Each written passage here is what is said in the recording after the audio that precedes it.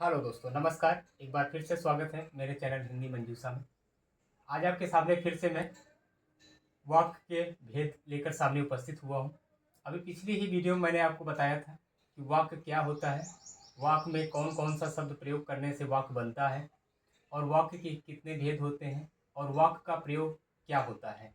हिंदी भाषा में अगर हम देखते हैं तो वाक्य को हम तीन भाग में मुख्य रूप से बांटा गया है। इसका जो पहला भाग है वो मैं लेकर आज आपको इस वीडियो के माध्यम से बताऊंगा कि क्या होता है संरचना या प्रयोग के आधार पर। प्रयोग या संरचना, प्रयोग अर्थात जिससे हम किसी वाक्य का प्रयोग करते हैं हिंदी भाषा में, ग्रामर में, या संरचना, संरचना मतलब बनावट होती है, बनावट के आधार पर। तो इस आधार पर अगर हम देखें तो वाक्य के जो भेद होते हैं वो तीन माने गए हैं। पहला आपका आता है साधारण वाक्य, दूसरा है संयुक्त वाक्य, तीसरा है आपका मिश्रित वाक्य। अब इसमें से आपका पहला जो आता है वो साधारण वाक्य है। साधारण वाक्य क्या होता है? साधारण वाक्य का सीधा सीधा अर्थ होता है कि एक उद्देश्य होना चाहिए और एक विधेय होना चाहिए। या कभी कभी क्या होता है, एक से अधिक उद्देश्य होता है और एक विधेय होता है और उसके साथ ही एक क्रिया आती है, तो हम उसे साधारण वाक्य मान सकते हैं। जैसे कि अगर हम इनका प्रयोग देखें और समझें तो हमको पता चल जाएगा कि साधारण वाक्य कितना सरल होता है और पहचानने में कितनी आसानी होती है। अगर हम देखें, जैसे कहें कि राम खाता है, खाता है, तो इसमें सीधा सीधा अर्थ ये हुआ कि राम आपका उद्देश्य हो गया और खाता आपका क्रिया हो गया। तो ये हम साधारण वाक्य मान सकते हैं।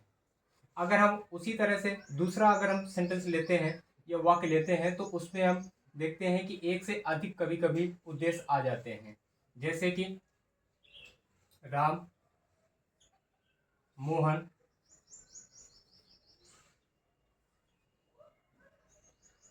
अपनी किताबें पढ़ते हैं, पढ़ते हैं। तो इस आधार पर अगर हम देखते हैं तो यहाँ पर आप हो जाएगा राम और मोहन, अर्थात यहाँ पर दो विधेय माने जाते हैं। तो यहाँ पर राम अलग हो गया, मोहन अलग हो गया, लेकिन क्रिया एक ही है। क्रिया इसका मुख्य कार्य क्या है? पढ़ना है। और विधेय भी, उद्देश्य विधेय भी आपका एक ही है।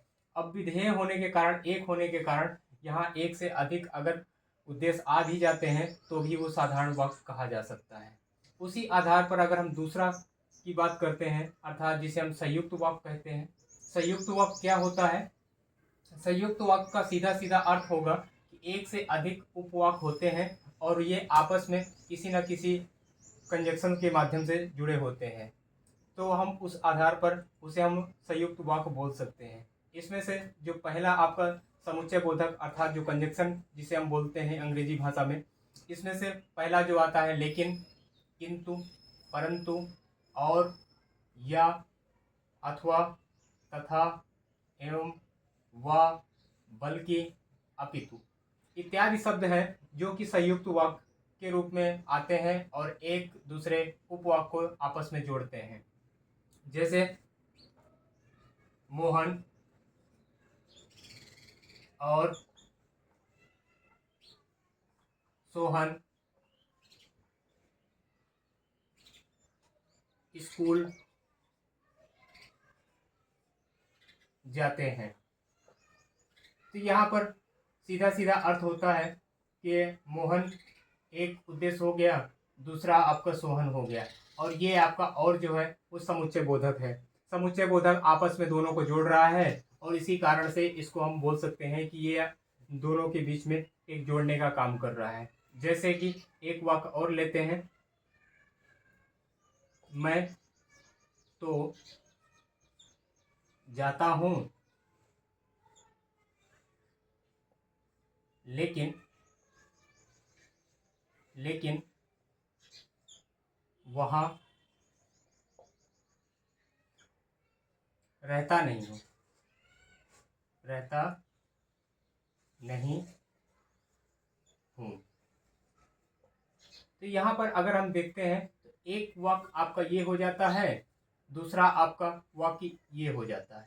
अर्थात ये लेकिन जो है वो आपका समुच्चय बोधक है जो कि आपस में जोड़ने का काम करता है। इस आधार पर अगर हम देखते हैं तो संयुक्त वाक्य अलग अलग उपवाक्यों को एक साथ जोड़ लेता है आपस में। जब जुड़ता है तभी हम इसको उपवाक्य के रूप में जोड़ के और एक नया वाक्य बना देते हैं।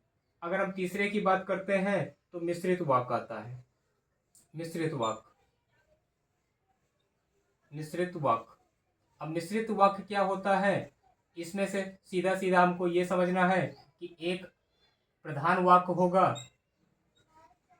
प्रधान वाक्य होगा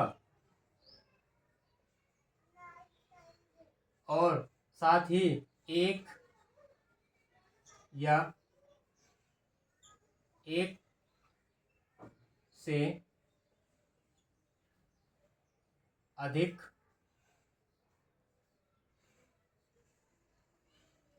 उपवाक्य होंगे, उपवाक्य होंगे। इस आधार पर अगर हम देखते हैं तो मिश्रित वाक्य बन जाता है। अब मिश्रित वाक्य में भी कुछ ऐसे समुच्चय बोधक चिन्ह होते हैं या वाक्य होते हैं जो कि आपस में जोड़ने का काम करते हैं। समुच्चय बोधक ये अलग अलग आते हैं, जैसे कि इसमें से पहला जो है आपका शब्द है वो है कि। ये पहला समुच्चय बोधक का चिन्ह है। दूसरा है जो। तीसरा आपका है जिसे, जिसे। चौथा है आपका जिन्हें, जिन्हें। अगला है आपका जितना, जितना। अगला है जिसका, जिसका। अगला है जैसे, जैसे। अगला है जो। ये इत्यादि कुछ समुच्चय बोधक चिन्ह है जो कि आपस में आके किसी वाक्य को जोड़ने का काम करते हैं और एक प्रधान वाक्य होता है और उससे एक या एक से अधिक उपवाक्य हो सकते हैं किसी वाक्य में। आइए इसको हम उदाहरणों के माध्यम से समझते हैं। जैसे उसने कहा कि मैं पढ़ता हूँ। अब इस आधार पर अगर हम देखते हैं तो सीधा सीधा हमको समझना है कि ये आपका प्रधान वाक्य हो गया और ये आपका उपवाक्य हो गया। ये जो आपका की लगा है ये आपका मान इसको हम समुच्चय बोधक चिन्ह कह सकते हैं, समुच्चय बोधक वाक्य कह सकते हैं। उसी तरह से एक और उदाहरण देते हैं, जैसे कि जो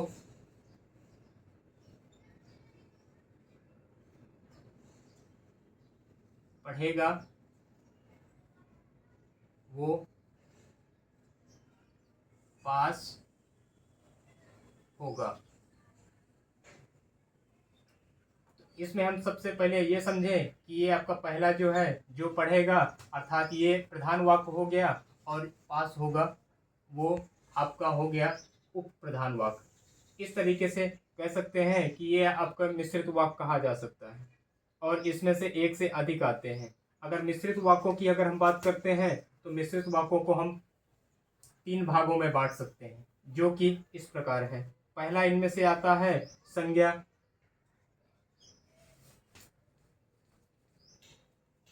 संज्ञा,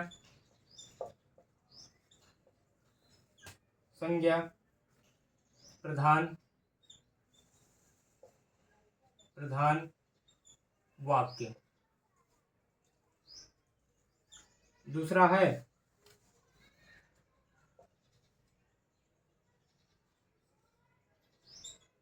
विशेषण, विशेषण, प्रधान, प्रधान वाक्य। उसी तरह से तीसरा जो आता है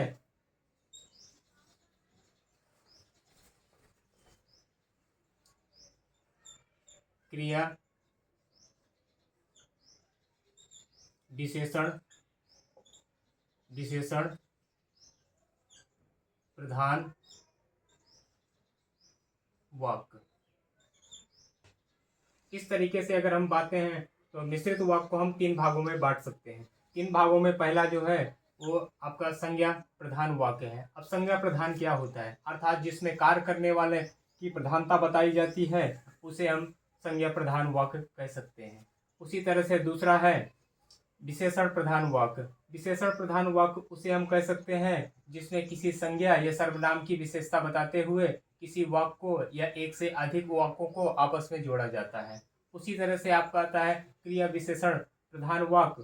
अब इसका अर्थ ये हो गया कि क्रिया विशेषण अर्थात वो बताएगा, जगह बताएगा, कहाँ बताएगा, कैसी बताएगा। तो ये इस तरीके से क्रिया के विशेषण को आधार पर बनाकर वो अलग अलग तरीके से बताया जाता है। जैसे संज्ञा लेते हैं तो हम संज्ञा कहते हैं कि राम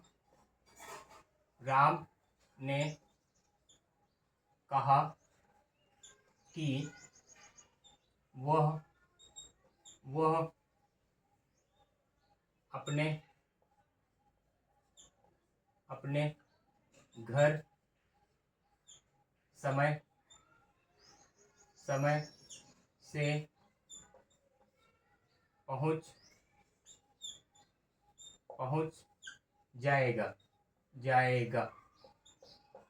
तो यहाँ पर अगर हम देखते हैं तो यहाँ पर ये प्रधान वाक्य हो गया राम, और यहाँ पर आपका जो हो गया ये आप सर्वनाम कह सकते हैं, और इसी आधार पर अर्थात कहने वाला कौन है, राम है, तो इसलिए हम इसको हम संज्ञा प्रधान वाक्य बोल सकते हैं। उसी तरह से अगर हम दूसरे का एक एग्जाम्पल लेते हैं तो उसमें विशेषण प्रधान वाक्य होता है। अब विशेषण प्रधान वाक्य क्या होता है, जब भी किसी संज्ञा या सर्वनाम की विशेषता को लगातार या किसी माध्यम से बताया जाता है उसे हम विशेषण प्रधान वाक्य कहते हैं। जैसे राम ने कहा कि वह लड़का आज नहीं आया है जिसकी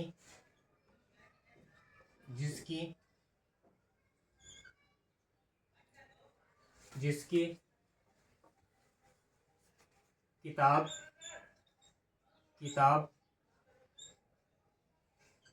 मैंने कल ली थी।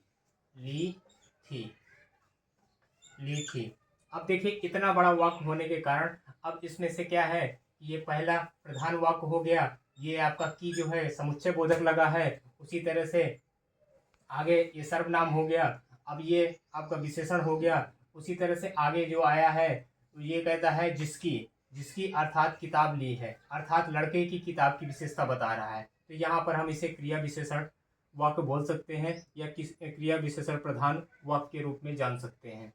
उसी तरह से जो आपका तीसरा जो है वो है क्रिया विशेषण के आधार पर। अब क्रिया विशेषण के आधार पर अगर हम इसको देखते हैं तो इसमें किसी प्रकार का क्रिया विशेषण शब्द आता है और ये क्रिया विशेषण किसी जगह का या किसी तरीके का ये स्थान आदि बताने की कोशिश करता है। कभी कभी ये समय भी ज़्यादातर बताने की बात करता है। जैसे मैं वहाँ पैदा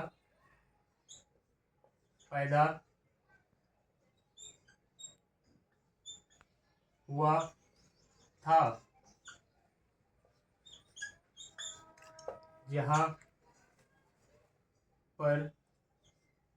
पर जनसंख्या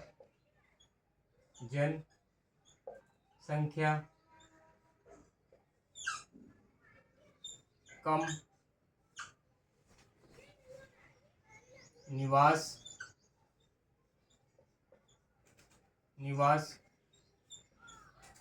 करती है।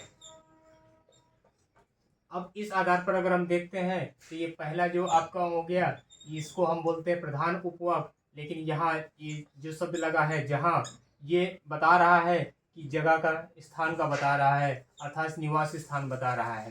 तो ये एडवर्ब को हम बोल सकते हैं या क्रिया विशेषण का स्थान बता रहा है, इसलिए इसको हम क्रिया विशेषण के रूप में जान सकते हैं।